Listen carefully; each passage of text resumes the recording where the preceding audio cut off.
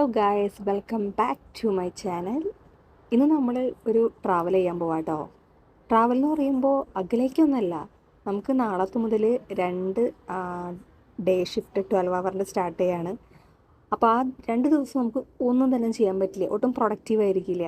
അപ്പോൾ ഞങ്ങൾ എന്ത് ചെയ്യുമെന്ന് വെച്ച് കഴിഞ്ഞാൽ തൊട്ട് മുമ്പത്തെ ദിവസം ഈവനിങ് ഒക്കെ ആകുമ്പോൾ എവിടെയെങ്കിലുമൊക്കെ പോയിട്ട് തിരിച്ചു വരും. ട്രാവൽ എന്നൊക്കെ ചോദിച്ചു കഴിഞ്ഞാൽ വലിയ ട്രാവലൊന്നുമല്ല, ജസ്റ്റ് ഒന്ന് കാറെടുത്ത് കറങ്ങുക, പാർക്കിൽ നടക്കുക, ഐ മീൻ ക്വാളിറ്റി ടൈം. അങ്ങനെ നമ്മൾ അപ്പാർട്ട്മെൻറ്റിലോന്ന് താഴത്തേക്ക് ഇറങ്ങാണ്. ഇസീനെ കൊണ്ടുപോകുന്നില്ല, ഇസി ഉറങ്ങാണ്. അപ്പോൾ ഇസിനെ അമ്മമ്മയുടെ അടുത്തേക്ക് ആക്കിയിട്ട് നമ്മൾ ഒന്ന് കറങ്ങി വരാമെന്ന് വിചാരിച്ചേക്കാണ്. ബൈ ദ ബൈ, നമ്മുടെ അപ്പാർട്ട്മെൻറ്റിൽ കുറേ പട്ടിക്കുട്ടികളുണ്ട് കേട്ടോ. നമ്മുടെ ഫ്ലോറിൽ തന്നെ 8 എണ്ണം ഉണ്ട്, ചെറുതും വലുതൊക്കെ ആയിട്ട്. ഇസയ്ക്കാണെന്നുണ്ടെങ്കിൽ പട്ടിക്കുട്ടികളെന്ന് വെച്ച് കഴിഞ്ഞാൽ വളരെ ജീവനാണ്. എന്താണെന്നറിയില്ല, എങ്ങനെ കണ്ടു എന്നും അറിയില്ല. പട്ടിക്കുട്ടികൾ അടുത്തേക്ക് വന്നു കഴിഞ്ഞാൽ പിന്നെ ചാടി പിടിക്കാൻ നോക്കും. ഇന്നത്തെ ദിവസം നല്ല വെയിലാട്ടോ, നല്ല ചൂടുമാണ്. നമ്മുടെ അപ്പാർട്ട്മെൻറ്റ് ഒരു ഓൾഡ് ബിൽഡിങ്ങാണ്. അതുകൊണ്ട് തന്നെ അവിടെ താമസിക്കുന്നവരൊക്കെ 20, 30, 9, 10 വർഷമായിട്ടുള്ളവരാണ്. ഞങ്ങളാണ് ഇപ്പോൾ പുതിയതായിട്ട് വന്ന് കയറിയേക്കണ ഫാമിലി. അതുകൊണ്ട് തന്നെ ഓൾഡ് ഏജ് പീപ്പിൾക്ക് അധികം ഒച്ചയും ബഹളോ കാര്യങ്ങളോ ഒന്നും തന്നെ ഉണ്ടാവില്ല. ഭയങ്കര പീസ്ഫുള്ളാണ്.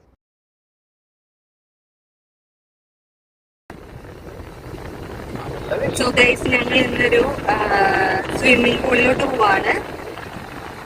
നമുക്ക് ആക്ച്വലി അറിയില്ലായിരുന്നു, എൻ്റെ ഒരു ഫ്രണ്ടാണ് എൻ്റെ അടുത്ത് പറഞ്ഞു തന്നത് ഇങ്ങനൊരു ഒണ്ടാരിയോയിലെ ഏറ്റവും ലാർജസ്റ്റ് സ്വിമ്മിംഗ് പൂള് ഇവിടെ ബ്രാൻഫോർഡാണ്. ജസ്റ്റ് ഒന്ന് ചെക്ക് ഇൻ ചെയ്യാമെന്ന് വിചാരിച്ചു.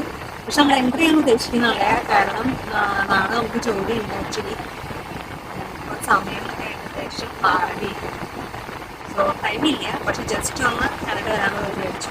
പിന്നെ ഇന്ന് ഹീറ്റ് ബാഡിങ് ഡേ ആണ്, അപ്പോൾ നല്ല ചൂടുണ്ട്. ഇന്ന് ആക്ച്വലി നല്ലൊരു ദിവസമായിരുന്നു പൂളിൽ പോയി കിടക്കാൻ വേണ്ടിയിട്ട്. പക്ഷേ ബേബിയുള്ള കാരണം കൊണ്ട് നമ്മൾ ഇന്നതിന്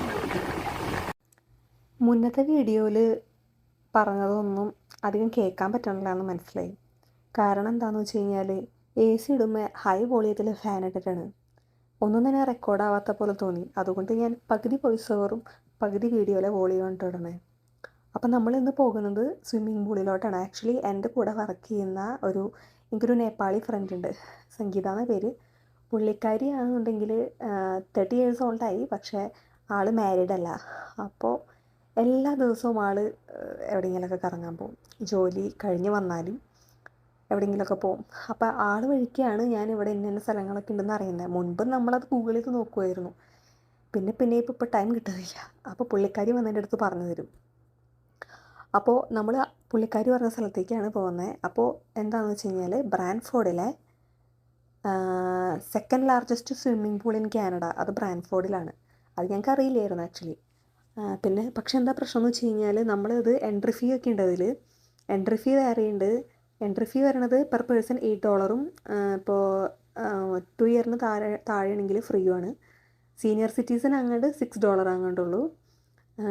പിന്നെ നമ്മൾ അതിലേക്ക് എൻട്രി ചെയ്ത് കഴിഞ്ഞാൽ സ്വിമ്മിംഗ് പൂള് ആക്സസ് ചെയ്യാൻ വേണ്ടിയിട്ട് $23 $22 അങ്ങോട്ട് പെർ പേഴ്സൺ കൊടുക്കണം.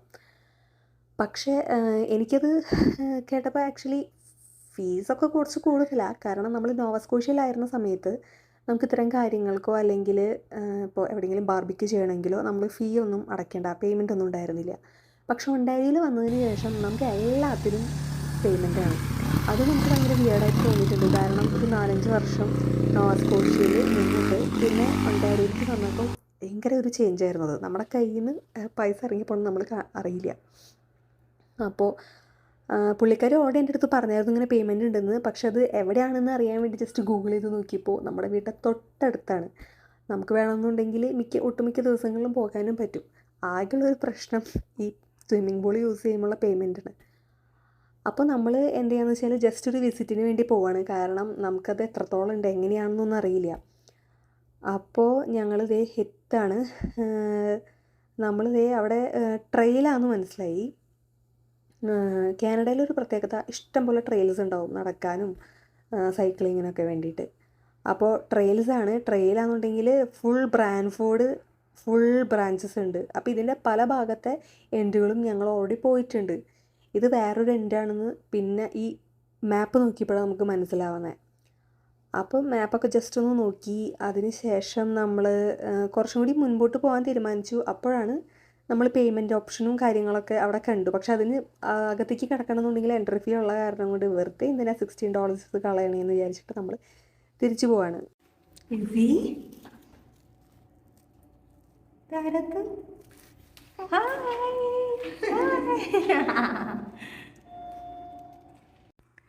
നമ്മൾ സ്വിമ്മിംഗ് പൂളൊക്കെ ചെക്ക് ചെയ്യാൻ വേണ്ടി വന്നതിന് ശേഷം ഇസിനെയും കൊണ്ട് പാർക്കിലോട്ടേക്ക് നടക്കാൻ പോവാട്ടോ. കാരണം ഇസിക്ക് ഞങ്ങൾ ജോലിക്ക് പോണ ദിവസങ്ങളിൽ ചില ദിവസങ്ങളിൽ ചിലപ്പോൾ പാർക്കിൽ പോകാൻ പറ്റിയെന്ന് വരില്ല. അപ്പോൾ ഓഫ് ഡേയ്സ് ഉള്ള ഈവനിങ്സൊക്കെ ഇസിനെ പാർക്കിലേക്ക് കൊണ്ടുപോകും. ഭയങ്കര ഇഷ്ടം ഇസിക്ക് പാർക്കിൽ പോകാൻ. സ്വിങ്ങിലിരുന്നാൽ പിന്നെ തിരിച്ചു വരാനേ സമ്മതിക്കില്ല. അപ്പോൾ ഇങ്ങനെയൊക്കെയാണ് ഇസി ആൾക്കാരെ കാണുന്നതും മീറ്റ് ചെയ്യണതും പിള്ളേരുടെ കൂടെ കളിക്കുന്നതൊക്കെ. അങ്ങനെയാവുമ്പോൾ വീട്ടിലകത്തിരുന്നിട്ടുള്ള പ്രശ്നങ്ങൾ കുറേയേറെ മാറിക്കിട്ടും. പിന്നെ ആൾ കുറച്ച് ആക്റ്റീവ് ആവുകയും ചെയ്യും. നമ്മുടെ തിരക്കേറിയ ഈ കനേഡിയൻ ജീവിതത്തിൽ ഇങ്ങനത്തെ ചെറിയ ചെറിയ മൊമെൻറ്റ്സ് ഞങ്ങൾ നന്നായിട്ട് എൻജോയ് ചെയ്യും.